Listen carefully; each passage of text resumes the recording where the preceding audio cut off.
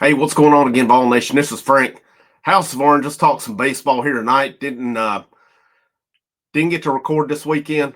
I'll explain that here in a minute, as it was kind of a little bit of a pain this weekend with things. But not the best weekend for Tennessee baseball. So, is there cause for concern, or is that just baseball for you? I'm going to discuss that. But make sure you hit the like if you have not already. Check out that content as well. Anybody you know that's a Vol fan, hasn't checked it out, share it with them, see what they think of it. And, too, if you like the content and you have not already, hit that subscribe button. Appreciate all your support along the way. Tennessee baseball started off good Friday night, 10-0 run rule, second no-hitter of the season. And then the wheels fell off for the weekend. And I don't know if it was so much that I was going to say, I don't know if it's so much Tennessee played bad, but Tennessee's pitching on Saturday didn't matter what they did. And I've had people say, well, how was this A&M ranked preseason number one? It's a joke. It really not. There was a reason. I said the whole time I did not have a problem with it. Did not have a problem with them being ranked number one in preseason based on everybody they had coming back. I mean, you think of it Friday night. Tennessee, the pitcher that they faced, Prager, he was a third-round pick of the Angels. And I'm shocked that he didn't take the money. That tells me he must have gotten some pretty nice NIL money to come to campus. Tennessee took him for 5 2/3, 9 hits, 6 runs. Only 3 of them were earned, but still. And then only 4 strikeouts. So that was a third-round pitcher who they pretty much took to the woodshed on Friday night. And, that's a lot. Some of their hitters, they return, a pretty good portion of their hitters from that College World Series lineup. So, it's, but they had played like garbage the whole time. And in the most Tennessee way possible, though, how many of you out there had the thought of, this will be the weekend they put it all together? Well, I don't know what happened. Tennessee must have woken up, the sleeping bear or what have you, because Texas A&M hit, 11 home runs on Saturday, and it did not, even Dylan Loy finally gave up a home run, finally gave up his first run of the year in game 2 on Saturday, or the third game of the series, but game 2 of the doubleheader on Saturday. It's I think sometimes you just got to chalk it up, and I didn't feel like any of the pitchers had their best stuff on Saturday. And I think, one thing when you struggle with control, then you're just trying to get the ball across, and that team was dialed in, and they made pretty much every Tennessee pitcher, for the most part, pay for it. Like I said, Friday night, great night Friday night. That's where the buck stopped at after that. So, some positives I do want to take out of the week. And I always see this after that. Well, I think I've seen the comments. I think this lineup's overall better top to bottom than last year's. No, it's not. It's not. We underestimate how good that top 6 in the lineup was last year. And if you look at that bottom, they're pretty similar this year and last year. I don't care what anybody sit here and says. But now, with Keelan in, that may change things when he comes back. And I still can't figure out what's going on here with that one. But anyhow, when he comes back, that changes things because Dalton Bargo's hitting. He's a fixture in the lineup now. He is that everyday fixture in the lineup. Keelan's got to go back to second, but Bargo's got to be somewhere up there. I would say no lower than 5th right now. I think you go Curley, Keelan, Inslee, Fisher, Bargo, Chapman. Maybe no lower than 6th. But you get down to that bottom, depending on who DHs. What do you do with Antigua? His bat's okay. It's not bad. But his fielding, is just another level at shortstop. Where do you go with Abernathy, with Chris Newstrom? Both those guys deserve at bats. A Blake Grimmer who's coming on now.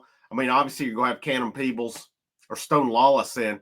Peebles had a few hits this weekend, which was encouraging to me, and maybe he gets that done. But I'm just telling you, we can stop all these comparisons with 2024. All right, we can stop them and stuff. This team is good. It's really good.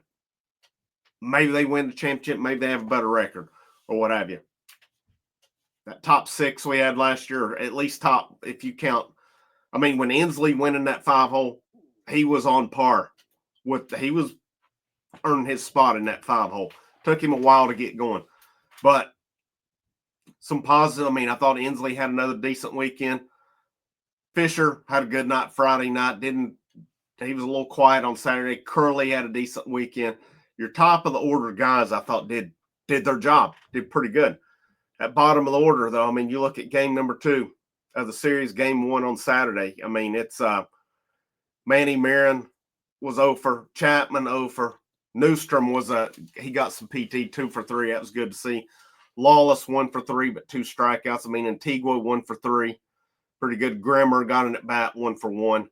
I mean, really nothing stands out. But you look at the pitching on Saturday. Phillips, easily his worst outing of the year. 4 2/3, 5 hits, 4 runs. They earned 6 strikeouts. I didn't think he was bad, but he was. I mean, he had 1 walk, 1 hit by pitch, but they pulled him out. Loy come in, got him out of that inning. Snead, a couple outings in a row, has not had it now. And, 2 wild pitches, and one of them was a strike 3, would have been out of the inning. And it was nowhere even climbing. It bounced all the way down to, after it finished rolling and bouncing, it was all the way down in front of Texas A&M's dugout. But this is Snead for you. This is the Snead we saw last year. He'd be really good for a couple outings. Then he'd get hit a little bit. The encouraging to me here was Snead got pulled out. In the 8th inning? I guess it was. Brandon Arvid. I thought he went too long. Vitello kept him in way too long, in my opinion. The game was out of reach when they come and got Snead out of the game. Brendan Arvidsson come in 2 innings, 4 strikeouts, no hits, no walks. That to me was encouraging because we need another guy in that pen. Arvidsson's been getting better with his outings. That was very encouraging to me. So that was kind of my positives I took out of that. Now, game 2 of the doubleheader, game 3 overall in the series. My goodness, Tennessee, I think Dalton Bargo said got their teeth kicked in or something, and that's true. I mean, and it started off good. Coons come out of the gate, struck out the first 2. And, man, it was Inslee with a sliding catch. I don't know. It's easy for me to sit here and say I thought it was a catchable ball. He went at it didn't happen. Let's put it that way. And then, you throw it down the middle to a good team like this, they can make you pay. And that 3-run home run was a hanging breaking ball. It was perfectly hung, and that dude cranked it for A&M. Bear. It was Bear Harrison cranked. I mean, that was the thing. It just seemed like Tennessee's pitchers had trouble locating after Coons those first 2 at-bats because Coons was easily his worst. And he's had control issues a couple weeks in a row now. South Carolina, he had issues putting guys on base. Last week, he was 2 2/3, 4 hits, 4 earned runs, 3 walks, had 3 strikeouts. But easily his toughest outing. And that's a couple weeks in a row. I don't think he's had his best stuff. And I think he would easily admit that. So hopefully he can get it going again this weekend against Ole Miss. Braden Krenzel, easily his worst to date. I mean, he come in, got him out of that 3rd inning, but then a couple outs in the 4th, the 4th inning, and that's when the wheels fell off. 4 hits, 5 runs, they were earned. He had 3 strikeouts, 1 walk, and A&M just lit him up. Dylan Loy come in to give him out of inning, a 3rd, but he gave up a home run. Braden Sharp, they went to him 2/3, 4 hits, 4 earned runs. Tanner Franklin come in with 3 innings, 2 hits, gave up 3 runs, 3 walks, had 5 strikeouts. And then Austin Breedlove finished up 1/3 of an inning, had a hit and a strikeout in it. So not the best weekend for this pitching staff, by no means. And is it cause for concern, or is it just a team was seeing beach balls? And I'm going to chalk it up to that. this is a team, I think, with A&M with a lot of pride. They got smoked Friday night. They'd had a rough year. I mean, they were preseason number 1, and you see where they're at now. Part of me says that's a team that circled the wagons, is like, we've got to get something going here. So was it? And then, of course, in the polls today, I've seen Tennessee dropped. I know D1 dropped them to number 5 overall. Let me see where the other polls were at. Number 5, according to D1. USA Today had them number 4. Baseball America, number 4. Perfect Game, number 5. And the National College Baseball Writers had them number 3. Well, they've not updated. Here it says number 3. But not bad. Not bad. I mean, the team, Arkansas goes to 1, Texas 2, LSU 3, Clemson 4, according to D1 Baseball. So Tennessee will have a chance to avenge that this weekend. They got Ole Miss. Ole Miss number 6. That'll be a big series for them this weekend. It's going to be tough the rest of the way. So you're going to have to bring it. And I still maintain this will be the best pitching staff that Tony Vitello and Tennessee's had. But here's the bottom line, too. In SEC play, at some point, some of these guys were going to get hit. They'd been too good so far, and it was going to happen. Saturday was that day. A&M, it just, if you're struggling with control, and all of a sudden you've got a team seeing beach balls, and you've got to groove it to them, good things are not going to happen for you, and that's what I'm going to chalk it up to here as well. Now, if we repeat this weekend with it, we'll see. But Tennessee baseball is going to be fine. It's baseball for you, just like when ETSU beat them, just like when Alabama got a game.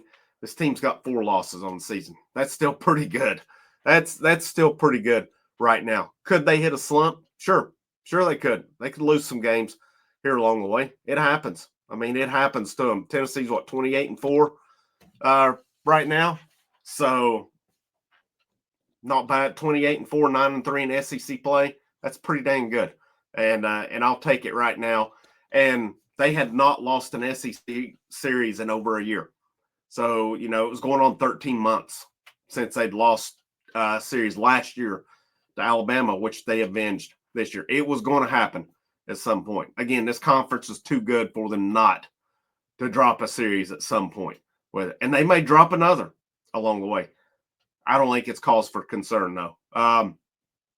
If there's any cause for concern, it's that a lot of your main bullpen guys got lit up this weekend. Your Saturday and Sunday guys pretty much all got lit up for the most part, but they'd all been pretty good up to this point, and it was going to happen. It just was. So we'll move along. We'll go for them. Curious to see if Gavin Keelan will be good to go this week. And I'll tell you, man, I've said it before, 13, 14 guys easily can make the case that they can be in that lineup, and Blake Grimmer is making a case for himself as well. So I'm really fascinated to see how they're going to proceed with this lineup. And the kind of weird thing to me, too, is that your guy who was red hot all of a sudden hit SEC play, couldn't hit. We've not heard anything about Levi Clark. Will he be a factor moving forward as well? I think it'll be – I'd like to see him get some at-bats against Alabama State tomorrow night. I think that would be big for him. Getting back in, maybe get his confidence back going a little bit as well, hopefully. But it is what it is. Big week ahead. Hopefully I'll be back with you at this point. Like I said, it was I recorded that Gillespie video Friday. I was moving to Asheville, didn't have my internet set up, and it took hours for that thing to upload. And I just didn't have the patience to wait hours. Now I've got all my service switched over, and everything should be good to go with it. Even switched from T-Mobile to AT&T, got much better service now. So in the event I need to record, shouldn't be an issue moving forward on my phone. But you guys have a great rest of your day. This is Frank. Hit the like, the share, the subscribe. Check out the links in the description, the channel membership, the channel Patreon for as little as $1 a month.